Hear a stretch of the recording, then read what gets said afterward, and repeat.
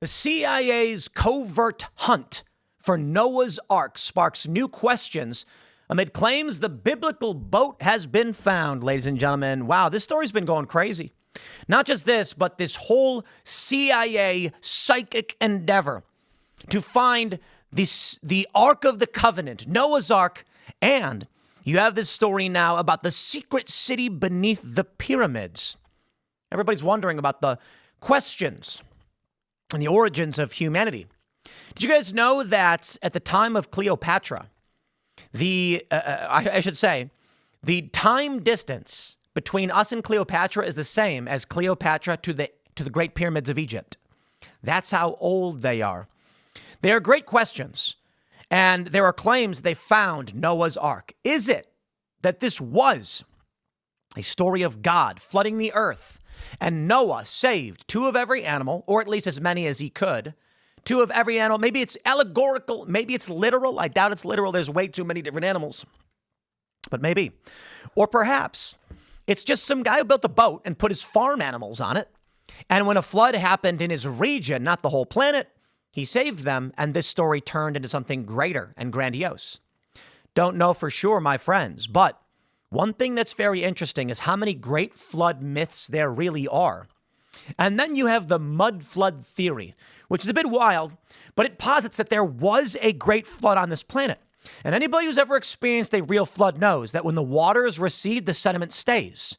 So when the flood waters come in, it carries with it muck and grime that floats around in it. As the water then starts to recede and drop, while some of it does wash away, many of it sticks to the ground, leaving a thick, muddy residue. There are people who believe there was a great civilization called Tartaria. I know, it's nuts. And that, or maybe you're watching going, Tim, you're crazy. No, it's not nuts. But the great flood did happen.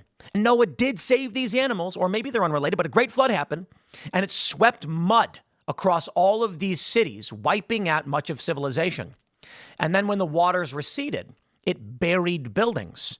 Now, I must admit, it is kind of crazy, if you ask me, how you've got buildings. People point out, how come there's a door frame halfway buried in the ground?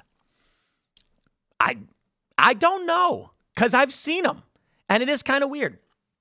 There are buildings where there will be they carved a door frame, and you will see on the sidewalk, the door's half buried. And some argue, well, they just lifted the sidewalk. I mean, you're crazy. And it is interesting. Now, they do love to point out how Chicago is a lifted city. It is really crazy when you look at Lower Wacker. There's actually Lower Wacker, too. If you go to the river, you can see 2-3 layers where they lifted the whole city up. It's kind of crazy if you think about it. But here's a story from the Daily Mail on the CIA's covert hunt for Noah's Ark. They say a 4-page report known as Report Re Noah's Ark details how the CIA secretly searched for the Ark's location for nearly a decade, hoping to prove the legend true. According to the Bible, God commanded Noah to build a vast ship, the Ark, capable of saving himself, his family, and a pair of each of the world's animals from a great flood that wiped out all living things on Earth. While Noah's story is known worldwide, no evidence of an ark has ever been found. Scientists this month declared that a boat-shaped mound 18 miles south of Mount Ararat in Turkey is actually the fossilized remains of the massive vessel.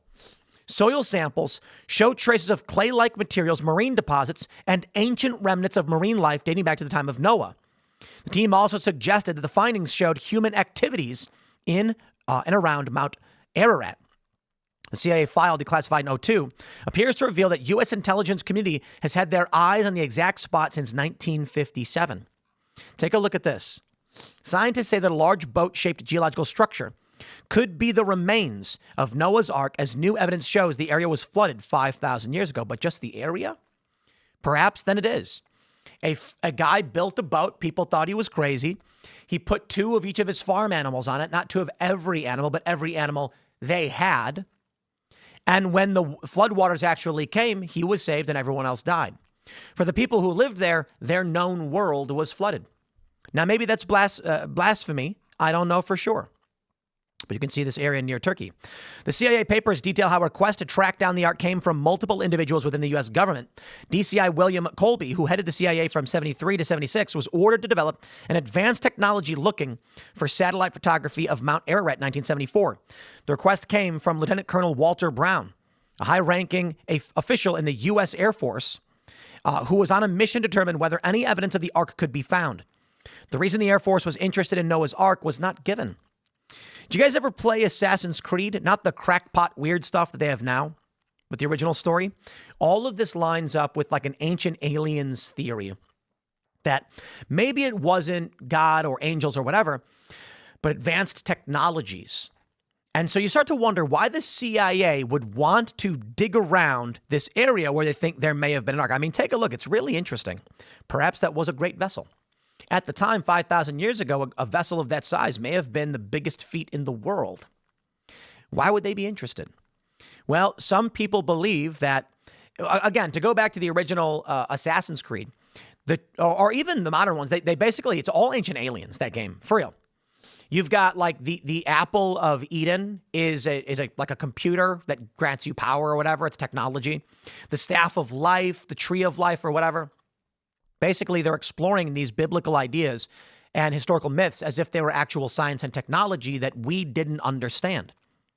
Maybe what they're seeing right here in this spot, maybe the ark was a great technological vessel. Maybe it wasn't just wood. You know, we don't know for sure, but I wonder why the CIA is going after this stuff. And it could just be plainly propagandistic. Imagine if the CIA could prove Noah's Ark was a real story. Hard evidence presented and everybody believes it. I wonder what that would do to the world. That being said, even with the Shroud of Turin, which purports to be the cloth laid over Jesus with his image burned into it at the time of the resurrection, people don't believe it. And they say that carbon dating dates it back to the 1200s. Now, people who believe in it say that there was a fire and that would have screwed with the carbon dating. Even if they found evidence and claimed they had evidence of Noah's Ark, I tell you, people are not going to believe it. They say the request came from Lieutenant Colonel Walter Brown, a high-ranking official, was on a mission to determine whether any evidence of the Ark could be found. The reason the Air Force was interested was not given. That set the hunt in motion. A U-2 spy plane was deployed to take images over Mount Ararat. Satellites were also moved above the area to examine the glacier systems to see whether any evidence of the Ark could be found. When intelligence officials inquired about the available information, they were told the aerial photography produced negative results. However, Colby's request wouldn't be the last one the department would receive. The Duru Pinar Formation roughly matches the shape and dimensions of the Ark given in the Bible. New analysis of soil samples from the area shows the region was underwater 3,500 to 5,000 years ago during the supposed time of the biblical flood. Over the next 8 years, the CIA documented 10 more requests from high-profile individuals with ties to the government about Mount Ararat and Noah's Ark. This included members of Congress, a former astronaut, and several officials from the DCI's intelligence community staff. In 1994, the CIA revealed that they were continuing to shut down Freedom of Information Act requests for the pictures of Mount Ararat, adding the agency had no efforts underway either to review other records or conduct additional searches for Noah's Ark. Take a look at this. Geologists strongly contest the theory and argue the Duru-Pinar Formation can be explained by natural physical processes. Indeed, by all means, argue that.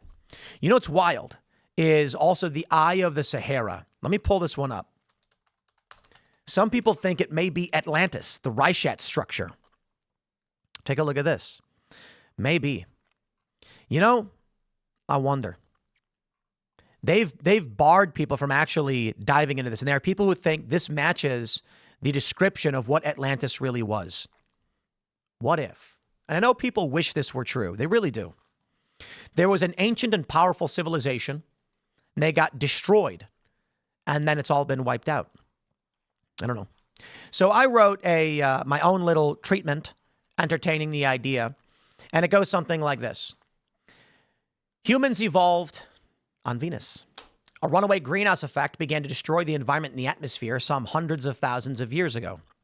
So the government proposed the Ark Project. They would take the DNA samples of 2 of every animal that they could and store it on the vessel so that they could replicate male and female versions of these animals.